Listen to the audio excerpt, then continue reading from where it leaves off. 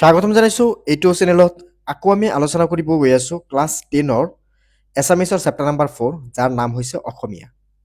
মই অসমীয়া। তো চোৱা, মই অসমীয়া এই কবিতাটোৰ লেখক আছিল সৈয়দ আব্দুল মালিক। তো এইটো ভিডিঅ'ৰ তোমালোকে পাঠভিত্তিক গোটেইখিনি প্ৰশ্নৰ লগতে অতিৰিক্ত প্ৰশ্নৰ বিষয়ে ইয়াতে আলোচনা কৰা হৈছে। চ' ভিডিঅ'টো একেলগে নিশ্চয় চাবা। তো চোৱা, তাৰ লগতে তুমি ভিডিঅ'টো ক'ৰ পৰা চাই আছা নিশ্চয় কমেণ্ট কৰি জনাবা। তো চোৱা, ইয়াতে পোনপ্ৰথমে যে চাওঁ আমি কুৱেশ্যন নম্বৰ 1ত কি কৈছে, চমু উত্তৰ দিয়া। সৈয়দ আব্দুল মালিকৰ কবিতা পুথি এখনৰ নাম লিখা। সৈয়দ আব্দুল মালিকৰ কবিতা পুথিখন হ'ল বেদুইন।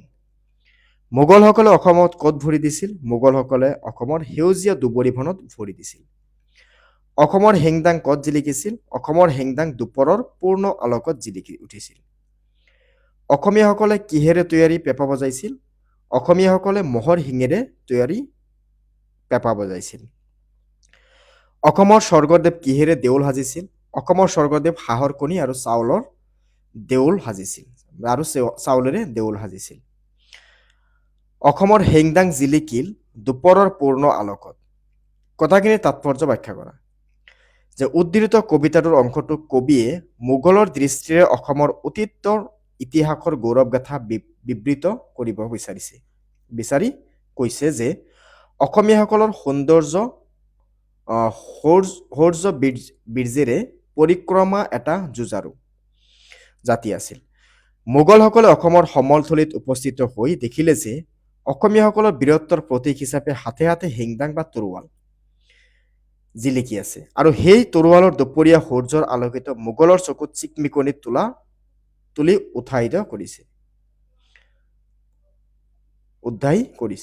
উঠিছে।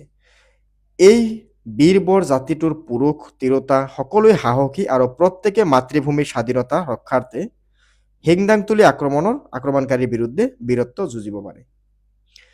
3 নম্বৰত কি কৈছে?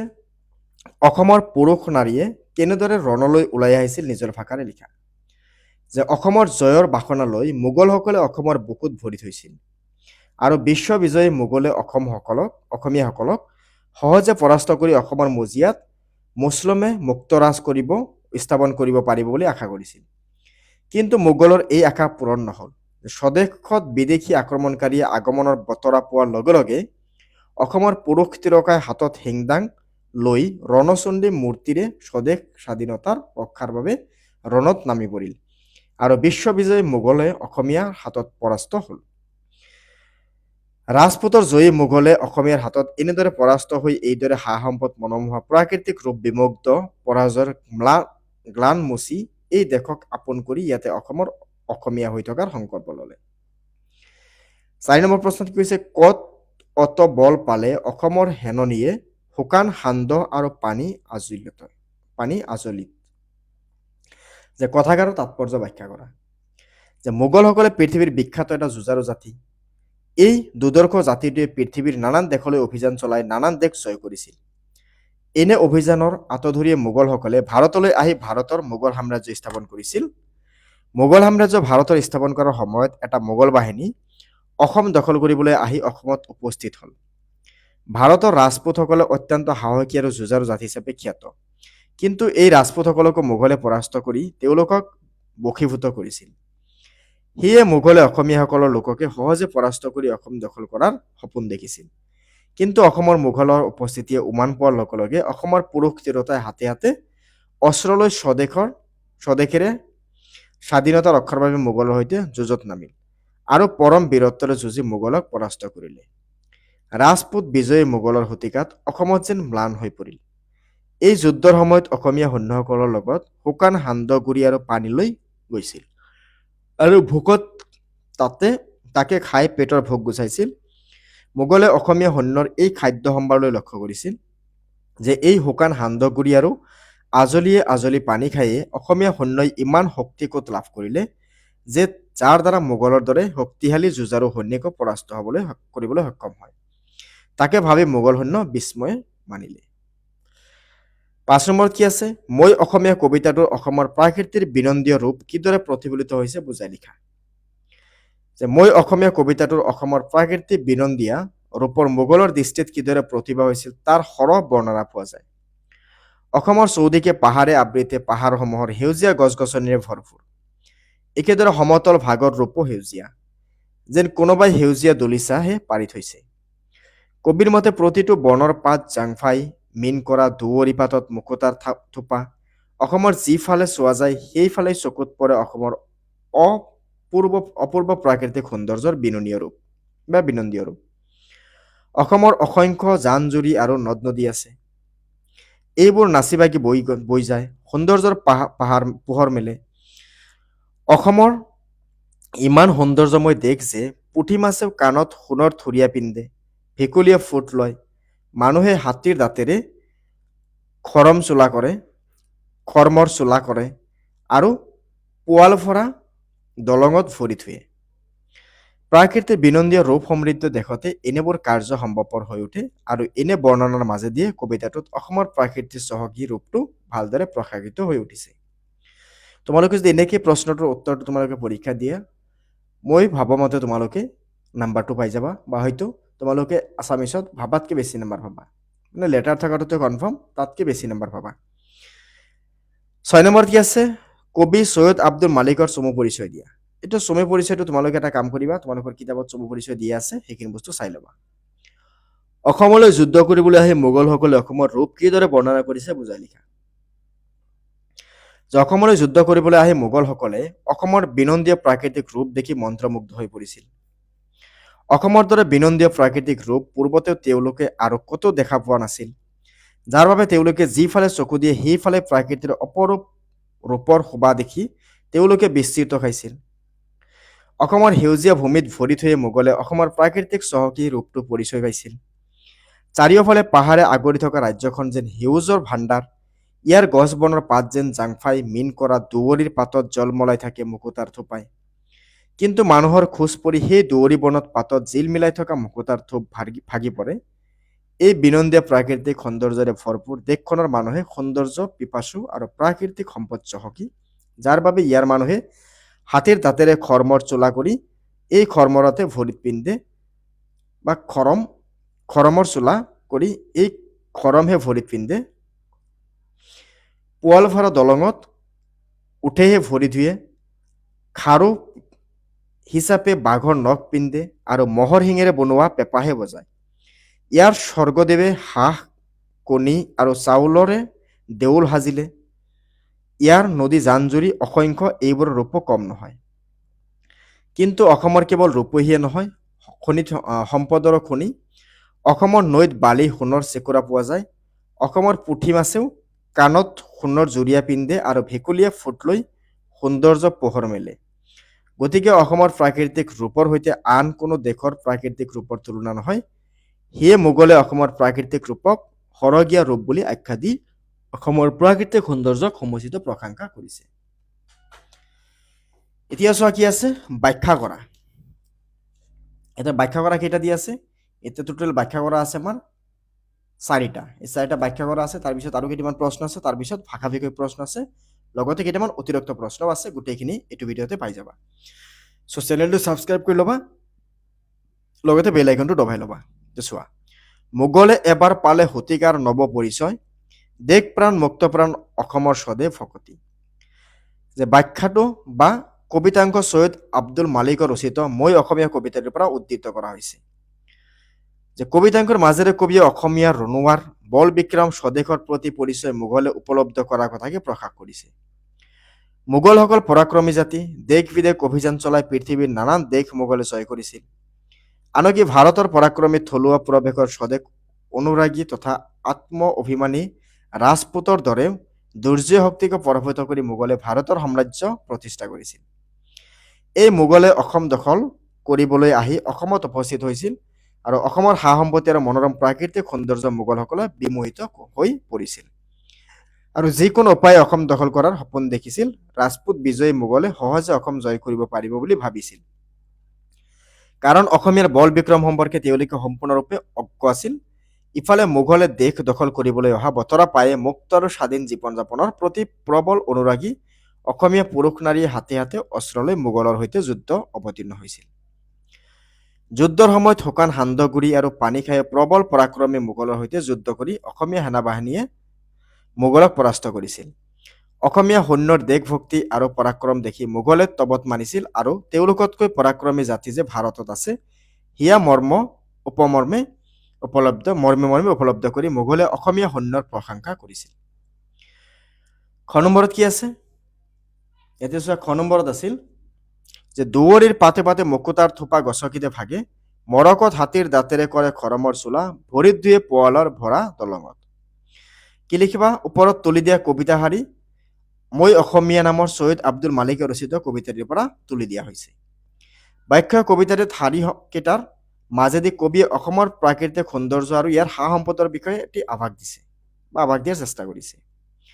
তাৰপিছত বাক্যত কি লিখিবা? যে অসমৰ প্ৰাকৃতিক সৌন্দৰ্যৰে ৰাণী বুলি ক'ব পাৰি। চৌপাশে পাহাৰেৰে আবৃত অসমক সেউজীয়া ৰূপে বাহিৰাগত লোকৰ সদায় বিমোহিত কৰি আহিছে। এই প্ৰাকৃতিক সৌন্দৰ্যৰ লগতে অসম ভূমি প্ৰাকৃতিতে সা সম্পদৰে চহকীভাৱে পূৰ্বৰে পৰা বিদেশীয়ে অসম দখল কৰিবলৈ ইতিহাসৰ বিভিন্ন সময়ত অভিযান চলাই আহিছে যদিও অসমৰ সেই সমূহ শক্তিৰ বিৰুদ্ধে যুঁজি নিজৰ স্বাধীনতা ৰক্ষা কৰি আহিছে। প্ৰবল পৰাক্ৰমী ৰাজপুতৰ জয়ী মোগলসকলেও অসম জয় কৰিবলৈ অসমলৈ আহিছিল। এই অসম ভূমিত আহিয়ে তেওঁলোকে অসমৰ প্ৰাকৃতিক সৌন্দৰ্য বিমুগ্ধ হৈ পৰিছিল। ৰাতিপুৱা দুবৰি বনৰ পাতত নিয়ৰৰ থোপ খাই থাকে আৰু সেই দুবৰি পাতত থোপ খোৱা নিয়ৰৰ পানীত পুৱাৰ সূৰুজৰ পোহৰ পৰি সেইবোৰ মুকুতাৰ থোপৰ দৰে জিলিকি উঠে আৰু ইয়াৰ অপৰূপ সৌন্দৰ্য ভাৱনাৰ বিষয়বস্তু হৈ পৰে। যি দেশৰ দুবৰি বনৰ পাতত এনে সৌন্দৰ্য প্ৰস্ফুটিত হৈ উঠে, সেই দেশ কিমান সৌন্দৰ্যময় সেয়া যেন বৰ্ণনাতীত। আনহাতে এনে দুবৰিৰ মাজেদি কোনোবাই খোজ কাঢ়ি গ'লে দুবৰি বনৰ পাতত জিলমিলাই থকা মুকুতাৰ হেন নিয়ৰৰ পানী ভৰা গছকিৰ তললৈ সৰি পৰে। এইখিনি লিখিলে চলি যাব। ঠিক আছে, এতিয়া চোৱা নেক্সট আছে কি? মোগল দূৰণিৰ বিদেশী মোগল অসমৰ যেতিয়া দেখিলে সাগৰৰ ৰূপ বিনন্দীয়, অসমত বন্দী হ'ল অসমৰ ৰূপমুগ্ধ দূৰৰ মোগল আহি গ'ল অসমীয়া। মানে মোগল তাৰপিছত কি হ'ল? থাকি কিনে কিছুমান অসমীয়া হৈ গ'ল, সেইটো কোৱা হৈছে। কি লিখিবা? উদ্ধত কবিতা অংশ ছৈয়দ আব্দুল মালিকে ৰচিত মই অসমীয়া কবিতাটিৰ অন্তৰ্গত। যে ব্যাখ্য কবিতা অংশৰ মাজেৰে সুদূৰৰ পৰা অসম জয় কৰিবলৈ আহি অসমীয়া সৈন্যৰ হাতত পৰাস্ত হৈয়ে ইয়াৰ দেশৰ সৌন্দৰ্য আৰু সম্পদৰ মোহচন্ন হৈ ইয়াতে যুদ্ধবন্দী হৈ আনহাতে অসমৰ ৰূপ সম্পদৰ মোহিত বন্দী হৈ মোগলসকলে এই দেশৰ অসমীয়া হৈ চিৰদিনলৈ থাকি যোৱাৰ ইচ্ছাৰ কথাকে উদ্ধৃত কবিতা অংশৰ মাজেদি নিৰ্ভেজাল ৰূপত কবিয়ে প্ৰকাশ কৰিছে। ঠিক আছে, বাক্যত কি লিখিবা? মোগলসকল আছিল সুদূৰৰ পৰা অহা অসম আক্ৰমণকাৰী। অসমৰ দেশ দখল কৰি এই দেশত মুক্ত ৰাজ্য স্থাপন কৰাটোৱে আছিল তেওঁলোকৰ ঘাই উদ্দেশ্য। কিন্তু পৰাক্ৰমী অসমীয়া জাতিৰ বীৰ সৈনিকসকলে বাধা নেওচি তেওঁলোকে এই জয় কৰাত ব্যৰ্থ হ'ল। মনত পৰাজয় গ্লানি লৈও এই দেশৰ প্ৰাকৃতিক সৌন্দৰ্য আৰু সা সম্পদে তেওঁলোকক বিমুগ্ধ কৰিলে। এই দেশৰ সৌন্দৰ্য তেওঁলোকে উৎফুল্লিত হৈ উঠিল আৰু এই অসম দেশকে নিজৰ মাতৃভূমি হিচাপে গ্ৰহণ কৰি এই দেশতে অসমীয়া হৈ থাকিবলৈ মোগলে থিৰাং কৰিলে। এতিয়া চোৱা নেক্সট আছে ঘ নম্বৰত, যে জীৱনে মৰণে মই চিৰদিন অসমীয়াই দেহে প্ৰাণ মন, মই জীয়াই থাকোঁতে মই অসমৰে অসমী, মৰিলেও বলি ল'ম অসমৰ অমীয় মৰণ। তো কি লিখিবা? উপৰোক্ত কবিতাংশ ছৈয়দ আব্দুল মালিকে ৰচিত মই অসমীয়া কবিতাটিৰ পৰা উদ্ধৃত কৰা হৈছে। বাক্য কবিতা অংশৰ মাজেদি কবিয়ে মোগলৰ সুদূৰৰ পৰা অসম জয় কৰিবলৈ আহি অসমীয়া সৈন্যৰ হাতত পৰাস্ত হৈ অসমৰ বিনন্দীয় প্ৰাকৃতিক সৌন্দৰ্যৰ সম্পদমুগ্ধ হৈ অসমকে মাতৃভূমি জ্ঞান কৰি এই দেশতে প্ৰাকৃতিক অসমীয়া হৈ থাকিবলৈ লোৱাৰ সিদ্ধান্ত আভাস প্ৰকাশ কৰিছে। অসমক মাতৃভূমি হিচাপে জ্ঞান কৰি এই দেশক মোগলে মন প্ৰাণে নিজৰ দেশ হিচাপে গ্ৰহণ কৰিছিল। সিয়ে এই দেশ কৃষ্টিৰ সংস্কৃতি ভাষা আচাৰ ব্যৱহাৰ খাদ্য মনে প্ৰাণে গ্ৰহণ কৰি মোগলে খাটি অসমীয়া হ'বলৈ চেষ্টা কৰি এটা সময়ত অসমীয়া হৈ পৰি পূৰ্বৰ পৰিচয় হেৰুৱাই পেলাইছিল। সেইবাবে কবিয়ে জীৱনে মৰণে চিৰদিন অসমীয়া হৈ থাকি অসমৰ সুখ দুখৰ লগত নিজকে সৰ্বপ্ৰকাৰে জড়িত কৰি ৰখাৰ বাসনা পুহিছিল। আনকি মৃত্যুৰ সময়তো যেন এজন অসমীয়াৰ দৰেহে মৃত্যুবৰণ কৰিব পাৰে তাকো অন্তৰৰে তেওঁলোকে কামনা কৰিছিল। এতিয়া চোৱা নেক্সট আছে কি 9 নম্বৰত। এতিয়া 9 নম্বৰ দি আছে মই অসমীয়া। যে মই অসমীয়া কবিতাটোত কবিয়ে অসমীয়া জাতিৰ বীৰত্ব আৰু পৰিক্ৰমা কিয় প্ৰশংসা কৰিছে তোমাৰ কথাৰে বুজাই লিখা। যে মই অসমীয়া কবিতাটোত কবিয়ে অসমীয়া জাতিৰ বীৰত্ব আৰু পৰিক্ৰমাৰ প্ৰশংসা কৰাৰ কেইবাটাও কাৰণ আছিল। প্ৰথম কথা, মোগলসকলে এনে এটা পৰিক্ৰমী জাতি যি সকলো পৃথিৱীৰ নানা দেশতে অভিযান চলাই সফলতা আজি বিশ্ববিজয়ী বুলি নিজকে চিনাকি দিব পাৰিছিল। ভাৰততো প্ৰবল পৰাক্ৰমী আৰু স্বদেশপ্ৰেমী তথা আত্ম অভিমানী দুদৰ্শ ৰাজপুত শক্তিকো মোগলে পৰাস্ত কৰি ভাৰতত মোগল সাম্ৰাজ্য প্ৰতিষ্ঠিত কৰিছিল। এনে পৰিক্ৰমী মোগলসকলে অসম জয় কৰিবলৈ আহি অসমত অসমীয়া সৈন্যৰ সৈতে হোৱা ৰণত পৰাস্ত হৈ যুদ্ধবন্দী হ'বলগীয়া হৈ পৰিছিল। সেয়ে অসমীয়াসকলে যে এটা যুঁজাৰু জাতি আৰু তেওঁলোকে বীৰত্ব যে পৃথিৱীৰ আন জাতিতকৈ কোনো অংশই কম নহয়, সেয়া মোগলসকলে মৰ্মে উপলব্ধ কৰিছিল। প্ৰকৃত স্বদেশ প্ৰেমেৰে উদ্বৃত্ত নোহোৱা যুঁজাৰুৱে মন প্ৰাণ দি যুদ্ধ কৰিব নোৱাৰে। অসমীয়া সৈন্যসকল আছিল প্ৰবল স্বদেশপ্ৰেমী। তেওঁলোকে স্বদেশ প্ৰেম প্ৰশংসনীয়। এই স্বদেশ প্ৰেমৰ দ্বাৰা উদ্দীত হৈয়ে তেওঁলোকে মোগলৰ দৰে প্ৰবল পৰাক্ৰমী জাতিকো যুদ্ধ পৰাস্ত কৰিবলৈ সক্ষম হৈছিল। তদুপৰি অসমৰ পুৰুষ নাৰী সমানে স্বদেশ অনুগামী আৰু উভয়ে প্ৰয়োজন সময়ত দেশ ৰক্ষাৰ বাবে হাতত অস্ত্ৰ তুলি লৈ দেশৰ স্বাধীনতা ৰক্ষাৰ্থে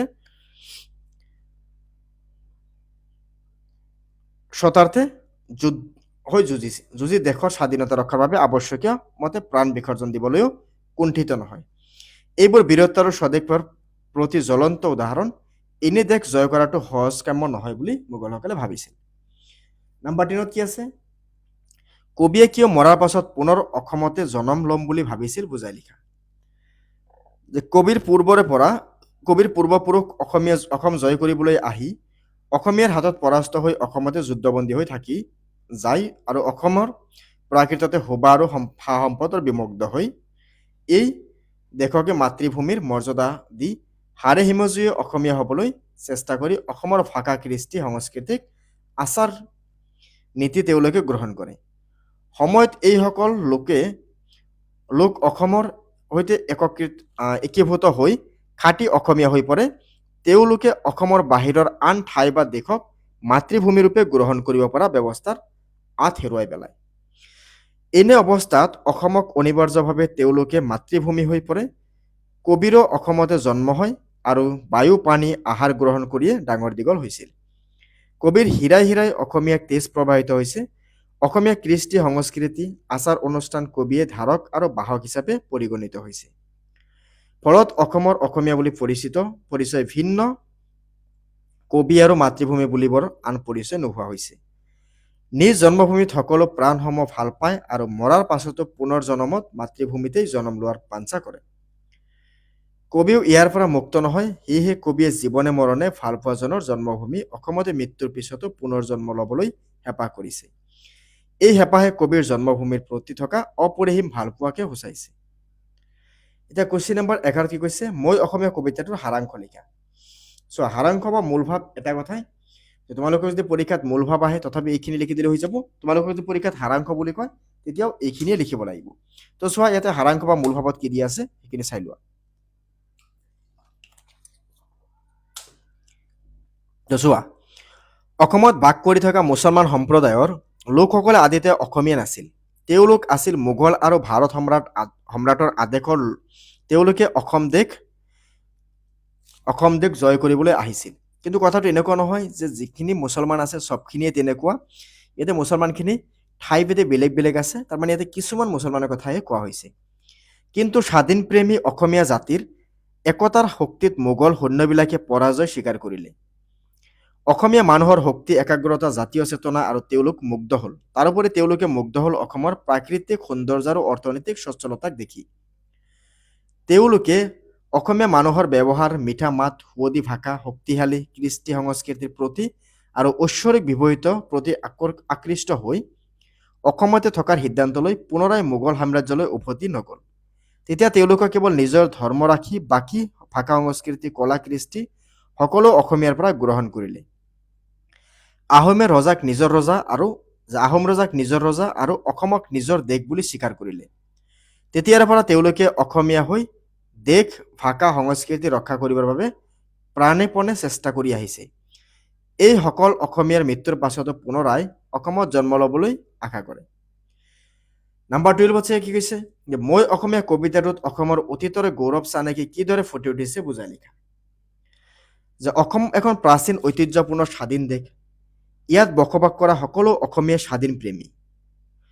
কোনো বিদেশীয়ে অসমক আক্ৰমণ কৰিলে পুৰুষ নাৰী উভয়ে একত্ৰিত হৈ ৰণথলীত শত্ৰুৰ বিপক্ষে অস্ত্ৰ ধৰি শত্ৰুসৈন্যক পৰাস্ত কৰে। অসমক প্ৰাকৃতিক সৌন্দৰ্যময় ৰাণী বুলি ক'ব পাৰি। এই দেশক পাহাৰবোৰ চাৰিওফালে প্ৰাচীৰ দৰে বেৰি আছে। হাবিত থকা গছ গছনি তৰুতীৰ্ণ প্ৰতিটোৰ পাততেই জাংফাই আদিৰ দৰে মীন কৰা ৰূপহী দুৱৰী বনৰ পাতৰ আগতে মুকুতা চৰে। মানুহে হাতীৰ দাঁতৰ খৰমৰ চোলা কৰে। পুৱলা চৰিয়াত ভৰি থুৱে, মহৰ শিঙৰ পেঁপা বজায়, তিৰোতাবোৰ বাঘৰ নখেৰে তৈয়াৰ কৰা খাৰু পিন্ধে, ভৰিৰ আঙুঠি পিন্ধে। ৰজাই হাঁহ কণী আৰু চাউলেৰে দৌল নিৰ্মাণ কৰে। অসমৰ নদীৰ বালিত সোণ পোৱা যায়। মানুহে মাটিৰ চৰুৰে সোণ ৰূপত জুখি আদান প্ৰদান কৰে। সকলো মানুহে কৰ্মী। যিবিলাক নিষ্কৰ্মা মানুহ আছে সেইবিলাকৰ দ্বাৰাই ৰাজ আলি বন্ধোৱা হয়। ৰাজধানীত দল সাজে, পুখুৰী খান্দে, ৰংঘৰ কাৰেংঘৰ সাজি ৰাজধানীক স্বৰ্গপুৰীৰ দৰে মনোৰম কৰি তোলে। অসমৰ কোনো মানুহে কোনো অভাৱ নাই, সকলোৰ ফালেই জয় জয় মই। এতিয়া চাম আমি কেইটামান ভাষা বিষয়ক প্ৰশ্ন। চোৱা কি কৈছে, বেক বাক্য সহ সমাসৰ নাম লিখা। ইয়াতে কি আছে, স্বৰ্ণপুৰী। যে স্বৰ্ণপুৰী কি, যে স্বৰ্ণৰে নিৰ্মিত পুৰী, তৃতীয় তৎপুৰুষ সমাস। তাৰপিছত কি আছে, মুক্ত গীত, যে মুক্ত গীত যি কৰ্মধাৰাই সমাস। অনিৰুদ্ধ নৰুদ্ধ যি নিয় তৎপুৰুষ সমাস। নিষ্কৰ্মা যে নকৰ্মা নয় তৎপুৰুষ সমাস। তাৰপিছত কি আছে, তলৰ শব্দবোৰৰ নিচিনা পাঁচটা শব্দ লিখা। যেনে হীৰামণি, ৰূপমুগ্ধ, সমৰ্থলী, জীৱনে মৰণে, দেহপ্ৰাণ। বিপৰীত অৰ্থ লিখিব লাগে, গৌৰৱ অগৌৰৱ, আলোক আন্ধাৰ, স্বাধীনতা পৰাধীনতা, পৰাজয় জয়ী অপৰাজয়, সপোন দিঠক, মৰণ জীৱন। এতিয়া চাম আমি কেইটামান অতিৰিক্ত প্ৰশ্ন। তো চোৱা, পোনপ্ৰথমে কি আছে, মোগলবিলাক ক'ৰ পৰা আহিছিল, যে অসমৰ পশ্চিমত থকা মোগল সাম্ৰাজ্যৰ পৰা। মোগলবিলাকে কি আশাত অসমলৈ আহিছিল, অসম জয় কৰাৰ আশাৰে। অসমত আহি মোগলসকলে কি দেখিছিল, স্বাধীনতা প্ৰেম, ৰজা প্ৰজাক। মোগলবিলাকে অসমত কি কৰিম বুলি আশা কৰিছিল, মুছলমান অৰ্থাৎ মোগল ৰাজ্য প্ৰতিষ্ঠা কৰিব বুলি আশা কৰিছিল। কামৰূপক মোগলে কোনভাৱে পোৱাৰ আশা কৰিছিল, মোগলৰ নিজ ৰাজ্য হিচাপে কামৰূপক পোৱাৰ আশা কৰিছিল। মোগলবিলাকে অসমৰ ৰণথলীত কি দেখিছিল, যে অসমীয়া নাৰী পুৰুষ একতা, স্বাধীনতা, স্পৃহা আৰু ৰণকৌশল। অসমৰ ৰণথলীত মোগলৰ কি হৈছিল, যে পৰাজয় আৰু পূৰ্বৰ গৌৰৱ বিলুপ্ত হৈছিল। মোগলবিলাকে অসমীয়াৰ পৰা কি পাইছিল, যে স্বদেশ প্ৰেম আৰু নতুন শক্তিৰ পৰিচয়। মোগলবিলাকে অসমৰ চৌদিশে কি দেখিছিল, মনোৰম পাহাৰে আগৰা প্ৰাকৃতিক সৌন্দৰ্য। অসমীয়াৰ তিৰোতাই কি অলংকাৰ পিন্ধে, সোণৰ অলংকাৰৰ বাহিৰেও অসমীয়া তিৰোতাই বাঘৰ নখৰ খাৰু আৰু আঙুঠি পিন্ধে। অসমীয়া মানুহে খৰমৰ চোলা কিহেৰে তৈয়াৰ কৰিছিল, হাতীৰ দাঁতেৰে। অসমৰ ৰজাই কিহৰে দৌল সাজিছিল, হাঁহ কণী আৰু চাউলেৰে। অসমৰ মানুহে কিহক পেঁপা বজায়, মহৰ শিঙিৰ পেঁপা বজায়। কাণত সোণৰ থৰীয়া কোনে পিন্ধে বুলি কৈছে, পুঠি মাছে। অসমৰ ৰজাই কাক হতুৱাই আলিবাট বান্ধিছিল, নিষ্কৰ্মা সকলৰ দ্বাৰা। মোগলবিলাকে অসমৰ ৰাজধানীত কি দেখুৱাইছিল, 12টা পুখুৰী, ৰংঘৰ আৰু কাৰেংঘৰ। মোগলবিলাকে অসমৰ ৰাজধানীত কিহৰ লগত তুলনা কৰিছিল, স্বৰ্গপুৰীৰ লগত তুলনা কৰিছিল। অসমত মোগলবিলাকে কিয় মুগ্ধ হৈছিল, অসমৰ অপৰূপ সৌন্দৰ্য দেখি। পৰাজিত মোগলবিলাকে কি কৰিলে, অসমক নিজৰ দেশ বুলি লৈ অসম ত্যাগ নকৰাৰ সংকল্প ল'লে বা সিদ্ধান্ত ল'লে। অসমত মোগলবিলাকে নিজক কি বুলি ৰাখিলে, কেৱল নিজৰ ধৰ্মটো ৰাখিলে। চমু উত্তৰ দিয়া, যে অসমীয়া তিৰোতাৰ অলংকাৰ কি কি, যে অসমীয়া তিৰোতাৰ তেতিয়াৰ দিনৰ সোণ ৰূপৰ মণিমুকুতা নানাবিধ অলংকাৰ পিন্ধাৰ উপৰিও বাঘৰ নখেৰে নিৰ্মিত খাৰু পিন্ধিছিল আৰু আঙুঠি ভৰিত পিন্ধিছিল। অসম জয় কৰিবলৈ অহা মোগলৰ কি পৰিণত হ'ল, যে অসমৰ ৰণকৌশলত মোগলবিলাক পৰাস্ত হ'ল আৰু ৰাজপুতসকলক পৰাস্ত কৰাৰ যি গৌৰৱ মোগলে কৰিছিল, সেই গৌৰৱৰ অৱসান ঘটিল। মোগলে তেওঁলোকৰ প্ৰাকৃত শক্তিৰ পৰিচয় তেতিয়াহে পালে। মোগলে উভতি চাই কি দেখিলে, যে মোগলে উভতি চাই দেখিলে যে অসমৰ মনোৰম প্ৰাকৃতিক সৌন্দৰ্য, চাৰিওফালে থিয় হৈ থকা পাহাৰবোৰ, অসমক আগুৰি আছে। হাবিবোৰত মনোৰম প্ৰাকৃতিক শোভা, বননিৰ প্ৰতিটো পাততেই যেন জাংফাই মিন কৰা ৰূপ, জিলিকাইছে দুৱৰী বনৰ পাতৰ আগত মুকুতাৰ থোপা, জিলিকি উঠিছে মণিমুকুতাৰে ভৰপূৰ অসমৰ মানুহে, হাতী দাঁত খৰমৰ চোলা কৰিছে, তিৰোতাৰ বাঘৰ নখ খাৰু আৰু আঙুঠি পিন্ধিছে। দেশৰ সকলো মানুহে কৰ্মী, স্বদেশ আৰু স্বাধীনতা প্ৰেমী, সকলোৱে একত্ৰিত হৈ স্বাধীনতাক ৰক্ষা কৰে। ৰজাসকলো পুখুৰী খান্দে, দৌল সাজে, ৰংঘৰ কাৰেংঘৰ আদি নগৰৰ স্বৰ্গপুৰী সদৃশ্য কৰি ৰাখিছে। কত একোৰে অভাৱ নাই, ধূলিৰ লগতে সোণ হীৰা পোৱা যায়। মানুহবোৰ মৰমীয়াল, মিঠা মাতেৰে মানুহক বশ কৰিব পাৰে। স্বাধীন দেশৰ মুক্ত বায়ু সেৱন কৰি সকলো অসমীয়াই মিঠা সুৰেৰে স্বাধীনতাৰো গীত গায়। ইয়াতে মোগল উপলব্ধ কৰিব পাৰি যে অসমৰ দৰে ৰূপ সৌন্দৰ্যৰ দেশ পৃথিৱীৰ আৰু কত নাই। তাৰপিছত কি আছে যে দূৰৰ মোগলে কেনেকৈ আহিছিল অসমীয়া হ'ল, যে দূৰৰ মোগল কেনেকৈ আহি অসমীয়া হ'ল। যে মোগলবিলাকে যুদ্ধৰ সৈনিক হিচাপে সম্ৰাটৰ আদেশত অসম জয় কৰিবলৈ আহিছিল। মোগল আৰু অসমীয়াৰ মাজত ৰণ হ'ল, কিন্তু দিগ্বিজয়ে মোগল সেনা স্বাধীনতা প্ৰেমী অসমীয়াৰ হাতত পৰাজিত হ'ল। তেতিয়া সেই পৰাজিত মোগলৰ জাতিয়ে চকুত পৰিল অসমৰ অপৰূপ সৌন্দৰ্য আৰু অবৰ্ণীয় ঐশ্বৰ্য। পৰাজিত হৈ অসমীয়াৰ পৰা পালে চেনেহৰ মাত, আদৰ, ব্যৱহাৰ। ইয়াতে পৰাজিত মোগল বাহিনীয়ে মুগ্ধ হ'ল আৰু অসম দেশ এৰি নাযাবলৈ স্থিৰ কৰিলে। অসমতে স্থায়ীভাৱে বসবাস কৰিবলৈ ল'লে। তেতিয়াৰে পৰা মোগলবিলাকে মনে প্ৰাণে অসমীয়া হৈ পৰিল। তাৰপিছত কি আছে যে কবিৰ কামনা কি, যে কবিয়ে কামনা কৰে যে জীয়াই থকা দিনকেইটা অসমৰ হকে যুঁজি অসমীয়া হৈ দেশ ৰক্ষা কৰিব আৰু স্বাধীনতাৰ গীত গাব, অসমীয়াৰ হৈ থাকিব। মৃত্যু হ'লেও তেওঁ অসমীয়াৰ হিচাপে মৃত্যুবৰণ কৰিব। মৃত্যুৰ পাছতো যদি তেওঁৰ পুনৰ জন্ম হয়, তেতিয়াও তেওঁ অসমতে জন্ম ল'ব। মৃত্যুৰ পাছত তেওঁ স্বৰ্গত থকা কালত যদি কোনো অসমীয়াই তেওঁক স্মৰণ কৰে, তেন্তে সেই অসমেৰ মাত আৰু ভাষা বুজি পাব। অৰ্থাৎ তেওঁ চিৰদিনৰ বাবে অসমীয়া হৈ থাকিব। 6 নম্বৰত কি আছে যে মোগলবিলাক অসমলৈ ক'ৰ পৰা কিয় আহিছিল। যে মোগল সম্ৰাটবিলাকে দিল্লীত ৰাজধানী পাতি ভাৰতৰ সাম্ৰাজ্য বিস্তাৰ কৰিছিল। সেই সময়ত অসমলৈ আহোম ৰজাসকলে ৰাজত্ব কৰিছিল আৰু স্বাধীনভাৱে ৰাজ্য চলাইছিল। ভাৰতৰ অন্যান্য ৰাজ্যবোৰৰ জয় কৰাৰ পাছত মোগল সম্ৰাটৰ অসম দেশ জয় কৰিবলৈ বাবে মোগলে সেনাবাহিনীৰ আদেশ দিলে। সেই আদেশ অনুসৰি অসমত বিজয়ৰ আশালৈ মোগলবিলাকে অসমলৈ আহিছিল। অসমত ভৰি দি মোগলবিলাকে কি দেখিছিল, যে অসমত আহি মোগলবিলাকে দেখিছিল যে অসমৰ ৰাজসিংহাসনত ভৰি অসমৰ ৰজাই আনন্দ মনেৰে ৰাজসিংহাসনত বহি ৰাজকাৰ্য চলাই আছে। বতাহত স্বাধীনতা অসমৰ স্বাধীন পতাকা উৰি আছে আৰু অসমীয়া মানুহে মুক্ত আকাশৰ তলত মুক্ত মনেৰে স্বাধীনতাৰ গীত গাই গাই নিজে নিজে কৰ্ম কৰি গৈ আছে। কাৰো মনত এনেকুৱা দুখ নাই, কোনো চিন্তা নাই যে সমগ্ৰ অসমেই স্বাধীন আনন্দমুখৰ। এতিয়া নেক্সট চোৱা, অসমলৈ আহি মোগলসকলে কি কল্পনা কৰিছিল।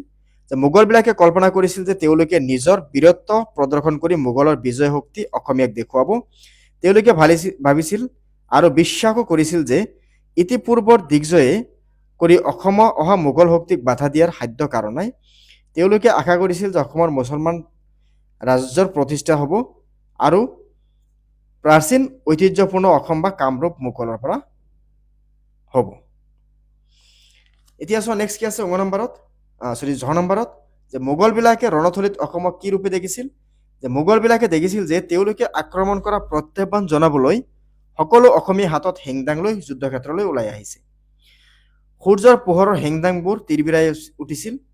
দেশৰ স্বাধীনতা ৰক্ষা কৰিবলৈ অসমীয়া পুৰুষ মহিলা উভয়ে আহি যুদ্ধক্ষেত্ৰত অৱতীৰ্ণ হৈছিল। মৃত্যুলৈ কাৰো ভয় নাছিল। তিৰোতাবোৰ ৰণচণ্ডী ৰূপ ধাৰণ কৰি শত্ৰুৰ বিপক্ষে থিয় দি স্বাধীনতা ৰক্ষা কৰিছিল। তাৰপিছত কি আছে, অসমীয়াৰ লগত যুদ্ধ কৰি মোগলবিলাকে অসমীয়াসকলৰ পৰা কি পৰিচয় পাইছিল।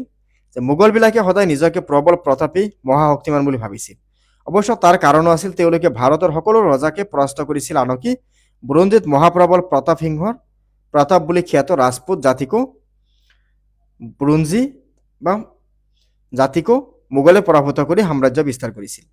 সেইবাবে তেওঁলোকক ভাবিছিল যে অসমীয়াৰ শক্তি মোগলতকৈ পৰাক্ৰমী হ'ব নোৱাৰে। পিছে যুদ্ধক্ষেত্ৰত তেতিয়া অসমীয়া সেনাৰ হাতত মোগলবিলাকে পৰাজিত হ'ল। তেতিয়াহে তেওঁলোকৰ আন এটা নতুন শক্তিৰ পৰিচয় পালে, অৰ্থাৎ অসমীয়াসকলৰ শক্তি তেওঁলোকে শ্ৰেষ্ঠ বুলি স্বীকাৰ কৰিলে। ৰচনাধৰ্মী প্ৰশ্ন, এইটো চাই ল'বা তোমালোকে, ঠিক আছে। ৰচনাধৰ্মী প্ৰশ্ন, তাৰপিছত চাম আমি ব্যাখ্যা কৰা। যে নিষ্কৰ্ম ধুধৰ দলে ৰান্দে আজৰ ৰাজ আলীৰ ৰংঘৰ কাৰেংঘৰ দীপ্ত স্বৰ্গপুৰী। যে এই কবিতাভাগি ছৈয়দ আব্দুল মালিকে ৰচিত মই অসমীয়া নামৰ কবিতাটিৰ পৰা তুলি দিয়া হৈছে। ইয়াত কবিয়ে অসম ৰাজ্য ৰাজত্বকালৰ শাসনকৰ্তা কৰ্মপদ্ধতি কথা আৰু ৰাজকীয় ঐশ্বৰ্যৰ কথা আলোচনা কৰাৰ প্ৰয়োগ কৰিছে। আহোমসকলে অসমত 600 বছৰ ৰাজত্ব কৰিছিল। সময়ত অসমীয়া নাৰী পুৰুষ উভয়ে স্বাধীনতা প্ৰিয় আছিল আৰু সকলোৰে একগোট হৈ বাহিৰাগত শত্ৰুৰ বিপক্ষে থিয় দি দেশৰ স্বাধীনতা ৰক্ষা কৰিছিল আৰু প্ৰতিজন অসমীয়া আছিল কৰ্মপটু। ৰজাৰ শাসন আছিল কটকটীয়া আৰু কোনো অসমীয়া দেশৰ কাম নকৰাকৈ বহি থাকিব পৰা নাছিল। দেশৰ ভিতৰত যিবিলাকে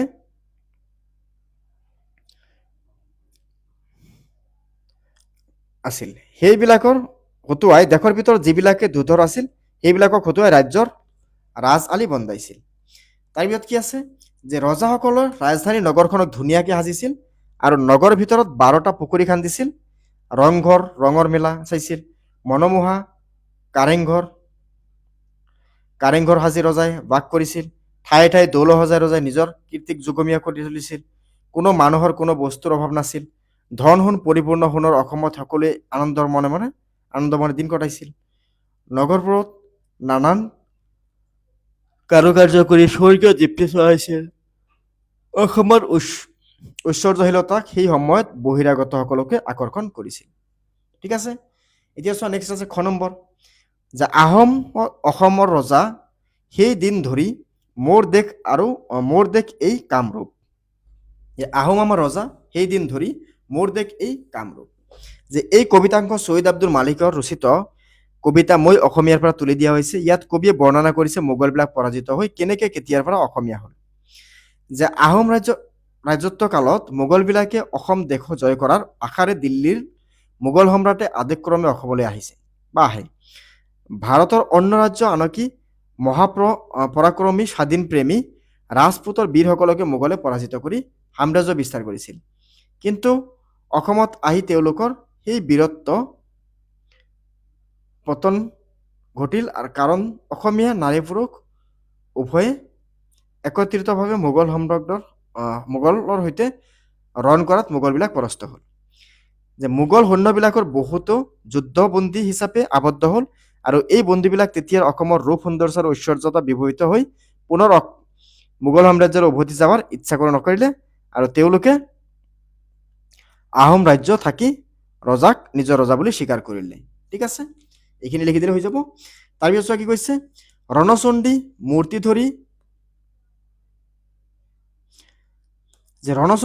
ধৰি স্বাধীন পুৰুষ নাৰী বুকুপাতি নামিল ৰণত। ইয়াতে কি লিখিবা, চেম কথা। এই কবিতাভাগি ছৈয়দ আব্দুল মালিকৰ ৰচিত মই অসমীয়া কবিতাৰ পৰা তুলি দিয়া হৈছে। কবিয়ে এই কবিতাংশৰে অসমীয়া মানুহৰ স্বদেশ প্ৰেমৰ কথা কৈছে। যে আহোমৰ ৰাজত্ব কালত অসমীয়া মানুহে স্বদেশ প্ৰেম আৰু স্বাধীনতাৰ প্ৰেম আহি অতি গভীৰ আছিল। সেই সময়ৰ অসমীয়া মানুহে দেশৰ বাবে জীৱনক তুচ্ছ জ্ঞান কৰিছিল। সেইবাবে তেতিয়া অসমৰ স্বাধীনতাও অটুট আছিল। মোগলবিলাকে ভাৰতৰ ৰাজত্ব কালত ভাৰতৰ স্বাধীন ৰজাসকলৰ পৰাস্ত কৰি মোগলৰ কৰথিয়া কৰিছিল। তেতিয়া আহোমৰ স্বাধীন ৰাজত্ব দেখি মোগলে অসম আক্ৰমণ কৰিবলৈ মন মেলিছিল। ঠিক আছে, এতিয়া চোৱা নেক্সট, যে মোগলে ভাবিছিল যে মহাপ্ৰতাপী ৰাজপুত বীৰসকলকে পৰাস্ত কৰি মোগলৰ বাহিনীক আৰু কোনেও কতো পৰাস্ত কৰিব নোৱাৰে। সেই ভাৱনাৰে আহি মোগলবিলাকে যেতিয়া অসম আক্ৰমণ কৰিলে, তেতিয়া অসম স্বাধীন পুৰুষ নাৰী সকলোৱে একেলগে গোট হৈ প্ৰচণ্ড শক্তিৰে মোগল আক্ৰমণ প্ৰতিহত কৰিলে। আৰু এই মোগলবিলাকে পৰাজিত হৈ অসমীয়াক অধিক শক্তিশালী ৰাজ্য বুলি স্বীকাৰ কৰিলে। এই শক্তিমন্ত অসমীয়া জাতিৰ একতা, বীৰত্ব, স্বদেশ প্ৰেম আৰু স্বাধীন মনোভাৱৰ কথা বুজাইছে বা কথা কৈছে। বিজয়ৰ ত্ৰিশালৈ আপোন বিজয়ৰ গান। যে এই কবিতাভাগি ছৈয়দ আব্দুল মালিকৰ ৰচিত মই অসমীয়া নামৰ কবিতাৰ পৰা তুলি দিয়া হৈছে। কবিয়ে এই কথাষাৰে মোগলবিলাক অসমলৈ অহাৰ উদ্দেশ্য বিশ্লেষণ কৰিছে। মোগলবিলাকে ভাৰতৰ বহু বছৰ কাল ৰাজত্ব কৰিছিল। তেওঁলোকে পৰম বিক্ৰমেৰে ভাৰতৰ ৰজাসকলৰ জয় কৰি তেওঁলোকে ৰাজ্যক মোগল সাম্ৰাজ্যৰ অন্তৰ্ভুক্ত কৰিছিল। মোগলৰ বীৰত্ব আৰু পৰাক্ৰম ভাৰতৰ বহুতো ৰজাই বিনা যুদ্ধে মোগলৰ বশ্যতা স্বীকাৰ কৰি কৰতিৰা হৈছিল। ইয়াৰ ফলত মোগলে সাহস আৰু ৰাজ্যৰ লোভ দিনে দিনে বাঢ়ি গৈছিল। সেই সময়ত অসমত আহোমবিলাকৰ স্বাধীনতাভাৱে ৰাজত্ব কৰিছিল আৰু ভাৰতৰ অন্যান্য ৰাজ্য জয় কৰাৰ পাছতো অসমৰ প্ৰতি মোগলৰ লোভ লাগিল। সম্ৰাটৰ আদেশক্ৰমে মোগলবিলাকে অসম জয় কৰিবলৈ ওলাই আহিল আৰু লুইতৰ পাৰত কোঠ মাৰিলে। তেওঁলোকৰ অতি গৌৰৱেৰে অসমে অভিযান চলাইছিল আৰু অসমত আহি অতীতৰ বিজয় গৌৰৱৰ গান গাইছিল।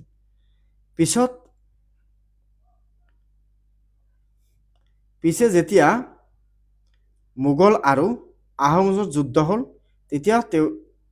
তেতিয়া মোগল পৰাজয় স্বীকাৰ কৰিলে আৰু তেওঁলোকে অসমত মোগলৰ ৰাজ্য স্থাপনৰ বাবে আশা চুৰমাৰ হ'ল আৰু পূৰ্বৰ গৌৰৱ বিলুপ্ত হ'ল।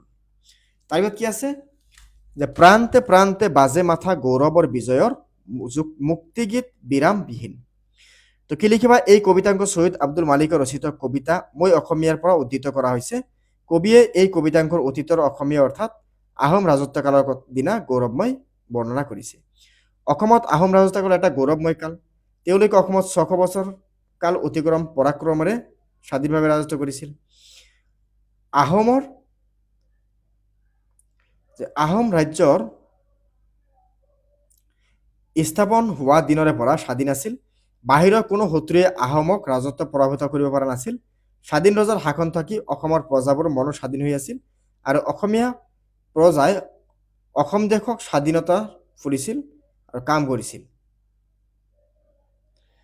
আৰু কাম কৰিছিল, বসবাস কৰিছিল, স্বাধীনতাৰ গীত গাই নিজৰে গৌৰৱ ঘোষণা কৰিছিল। তাৰপিছত কি আছে? তাৰপিছত চাব পাৰা তোমালোকে নেক্সট আছে 6 নম্বৰত যে পাৰিজাত মোগলৰ সেইদিনা পৰিল চকুত উৎসাহিত সংগীতৰ সুমধুৰ ধ্বনি। যে এই কবিতাফাঁকি শ্বহীদ আব্দুল মালিকৰ ৰচিত মই অসমীয়া নামৰ কবিতাটিৰ পৰা তুলি দিয়া হৈছে। মোগলে কেনেকৈ অসমৰ ৰূপ সৌন্দৰ্যৰ প্ৰতি আকৃষ্ট হৈছে আৰু অসম ৰাজ্য এৰি নাযাওঁ বুলি সিদ্ধান্ত লৈছে, সেই কথাকে কবিয়ে বৰ্ণনা কৰিছে।